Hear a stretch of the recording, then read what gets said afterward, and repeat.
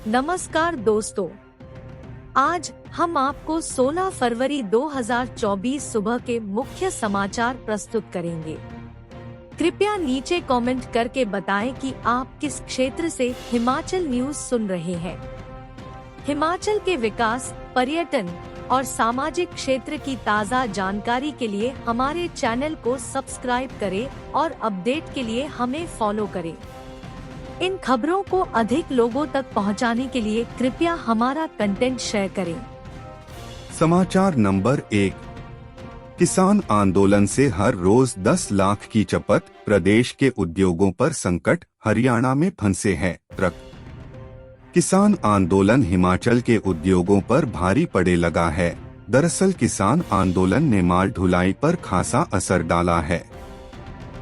प्रदेश के प्रमुख औद्योगिक क्षेत्र बीबीएन से बीते 3 दिनों से दिल्ली समेत अन्य राज्यों के लिए ट्रकों की आवाजाही लगभग ठप है। हालात यह है कि ट्रकों की आवाजाही ठप होने से कच्चे व तैयार माल की आपूर्ति प्रभावित होने लगी है। दिल्ली के लिए रवाना हुए सैकड़ों ट्रक हरियाणा में फंसे हुए हैं। यही नहीं, दिल्ली के लिए ट्रकों की आवाजाही ठप तो हुई है, हरियाणा के रास्ते अन्य राज्यों के लिए जाने वाले ट्रकों को भी रास्ते में रोक दिया गया है। ऐसे हालातों ने ट्रक ऑपरेटरों के साथ साथ उद्यमियों की चिंताएं भी बढ़ा दी है।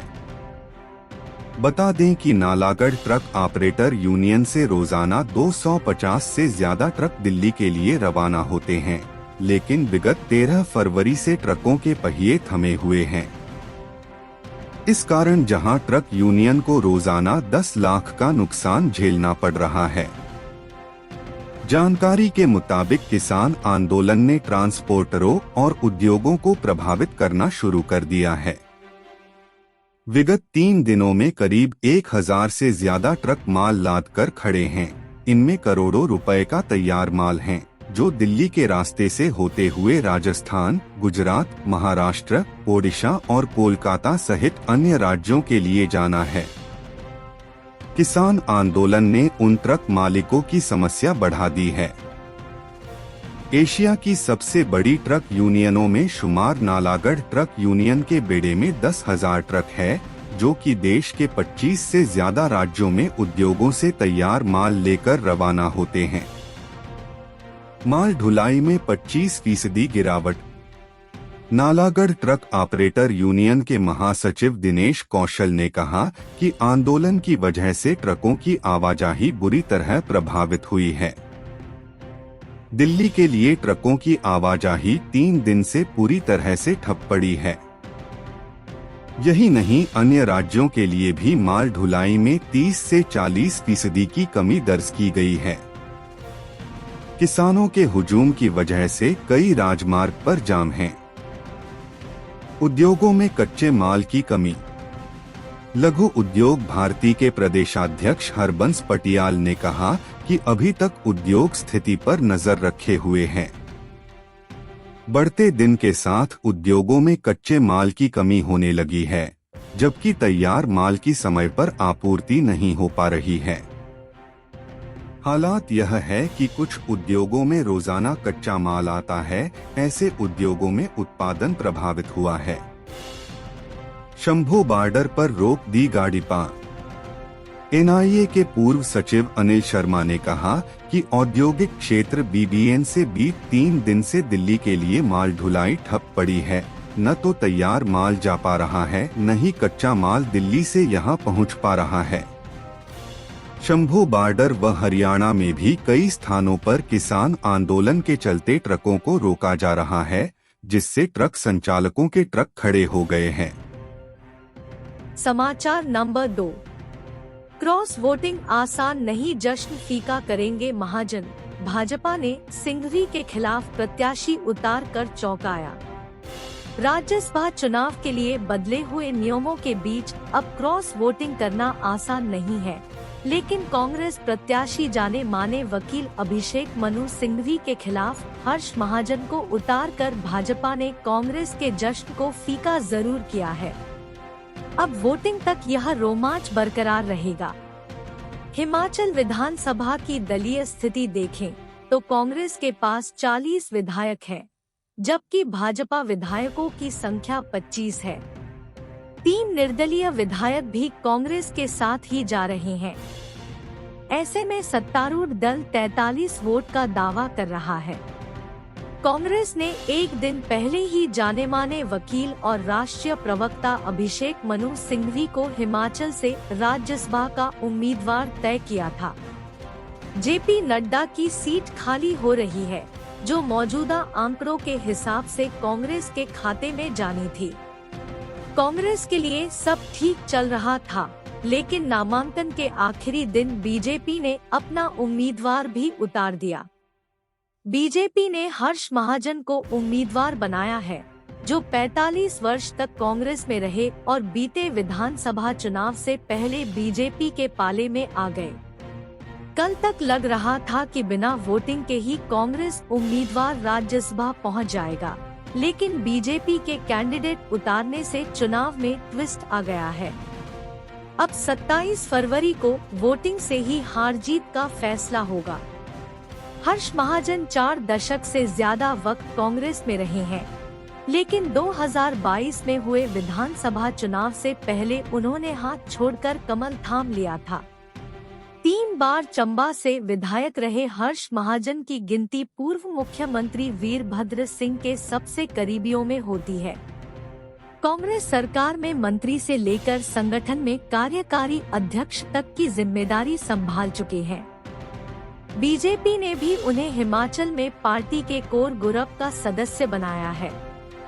राज्यसभा चुनाव के लिए सर्टिफिकेट लाने भी वह खुद दिल्ली जेपी नड्डा के पास गए थे, लेकिन इस सब के बावजूद क्या हिमाचल में बीजेपी कोई खेला कर सकती है? लोकसभा चुनाव से पहले यह बड़ा सवाल खड़ा हो गया है। राज्यसभा चुनाव में वोटिंग के समय सभी राजनीतिक दलों की ओर से पार्टी रिप्रेजेंटेटिव या ऑथराइज्ड एजेंट घोषित होते हैं। वोटिंग के समय हर विधायक को यदि पार्टी एजेंट चाहे तो वोट डिस्क्लोज करना होता है।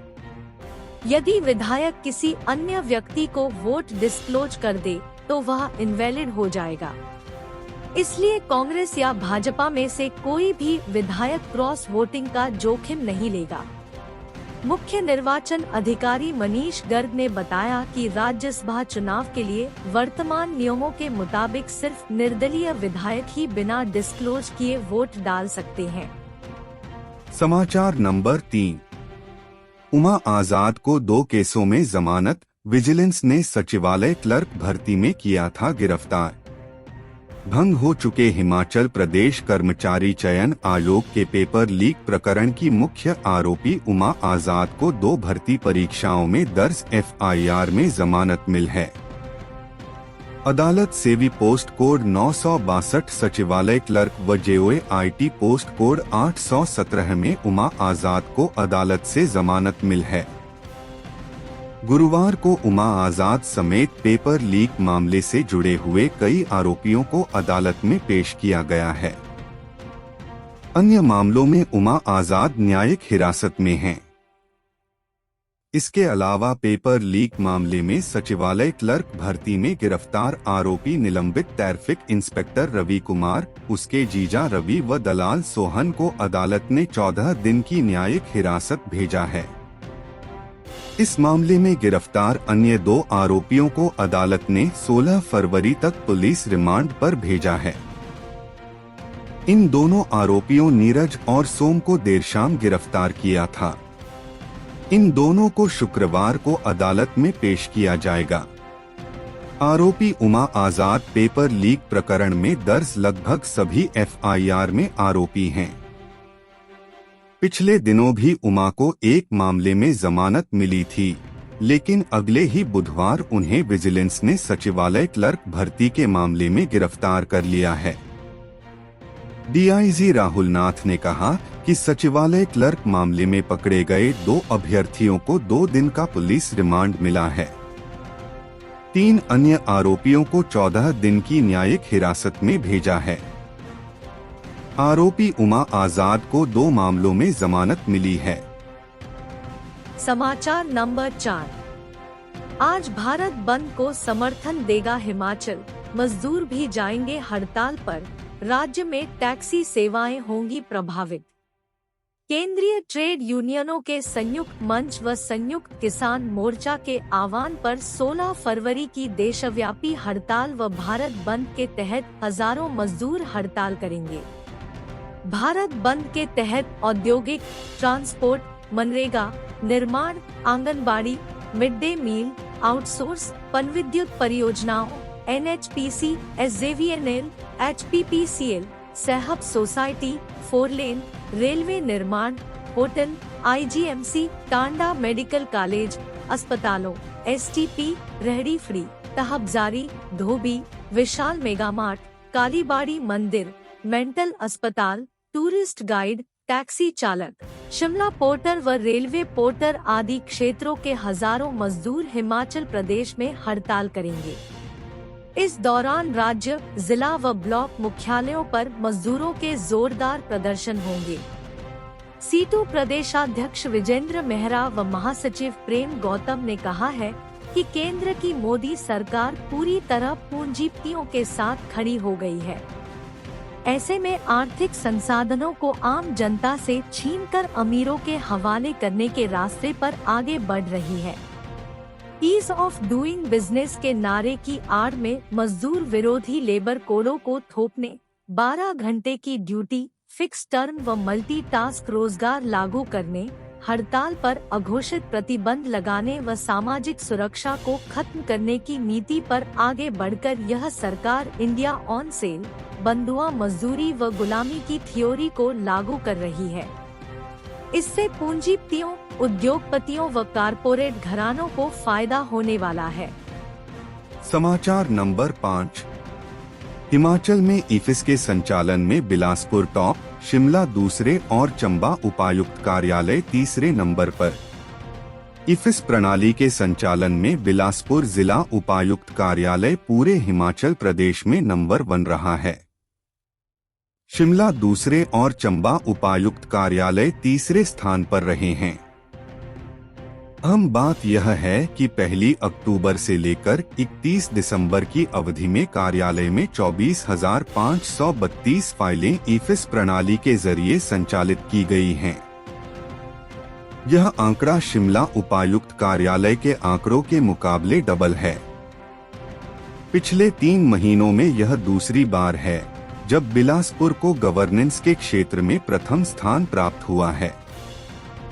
इससे पूर्व राजस्व लोक अदालतों में निर्धारित समय में सबसे अधिक इंतकाल के मामले निपटाने में बिलासपुर को प्रथम स्थान प्राप्त हुआ था।